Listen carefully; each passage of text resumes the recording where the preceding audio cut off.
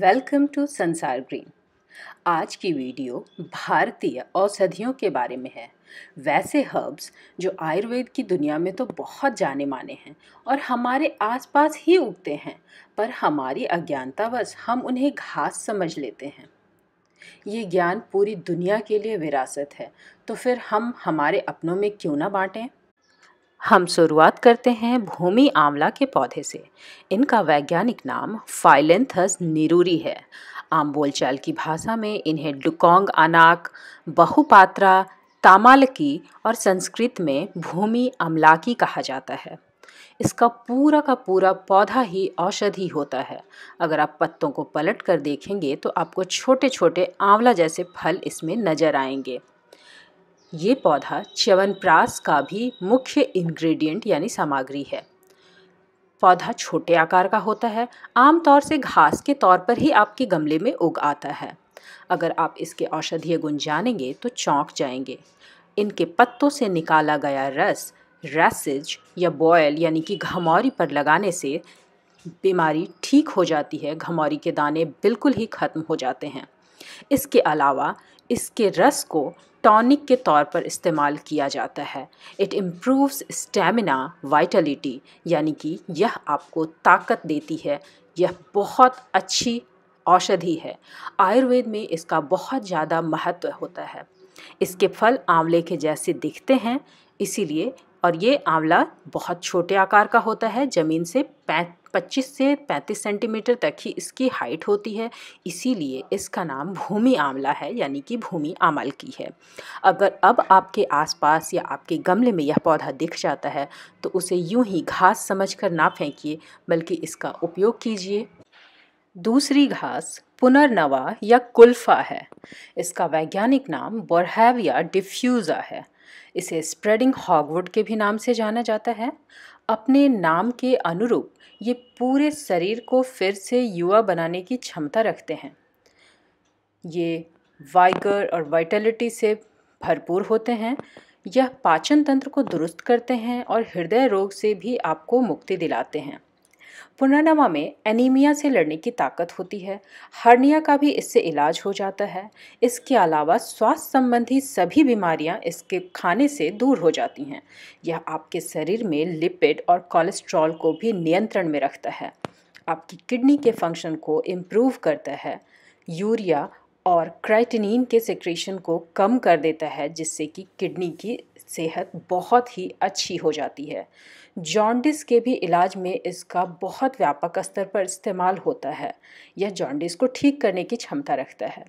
कुल्फा को खाने का तरीका भी बेहद आसान होता है।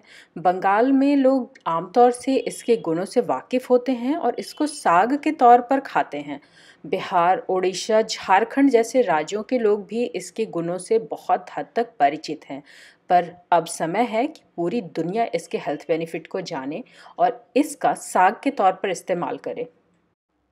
नागर मोथा या मोथा घास, इनका वैज्ञानिक नाम साइप्रस रोटेंडस है और ये वर्ल्ड्स वर्स्ट वीड के खिताब से नवाजे गए हैं, यानी दुनिया का सबसे वाहियात बेकार घास।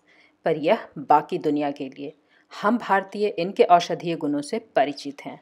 ये फाइब्रस रूट वाला एक घास होता है जिसकी ऊंचाई 7 से 40 सेंटीमीटर तक होती है।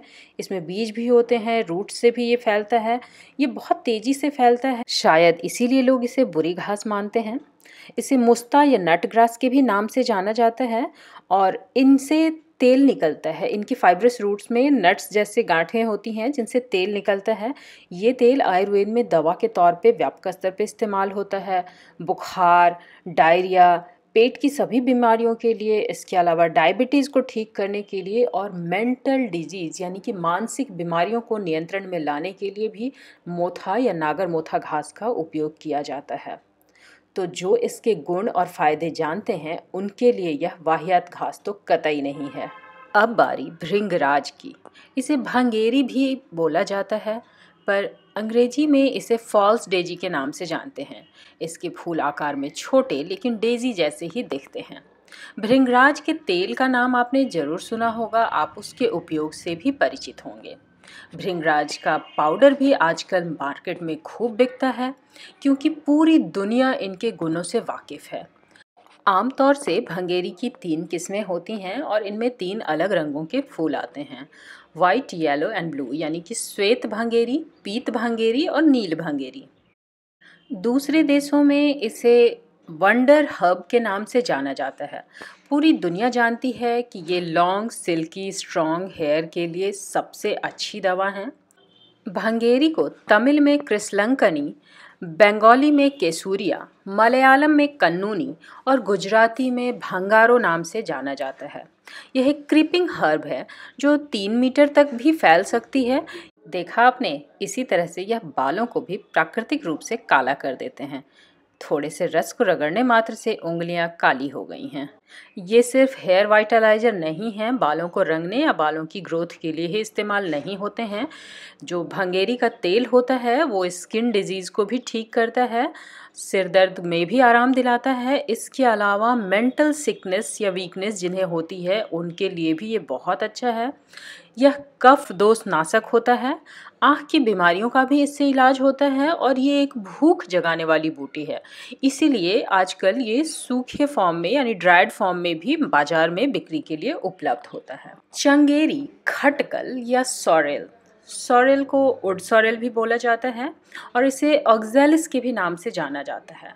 इनमें ऑक्सैलिक एसिड भरपूर मात्रा में होता है और यह पॉइजनस बाइट, सांप का काटा हो, बिच्छू का, मधुमक्खी का या किसी कीड़े मकोड़े का काटा हुआ, उस पर दवा का असर करता है। इसकी तासीर ठंडी होती है। इसके पत्ते चबाने से आपकी प्यास शांत हो जाती है। गर्मियों में इन्हें खाने में चटनी बनाकर इस्तेमाल किया जाता है क्योंकि इसकी चटनी खाने से आपको लू नहीं लगेगी। हाँ, एक बात ध्यान देने वाली बात है कि जिन लोगों को गठिया या किडनी में पथरी की समस्या है उन लोगों को इनका उपयोग नहीं करना चाहिए।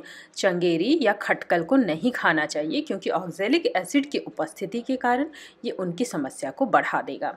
अदरवाइज़ ये अस्थमा यानी कि दमा के रोगी के लिए बहुत अच्छे हैं, हेडेक कम करता है और नशा तो ये धतूरे का भी उतार दे, यानी कि नशा उतारने के लिए बहुत कारगर दवाई है।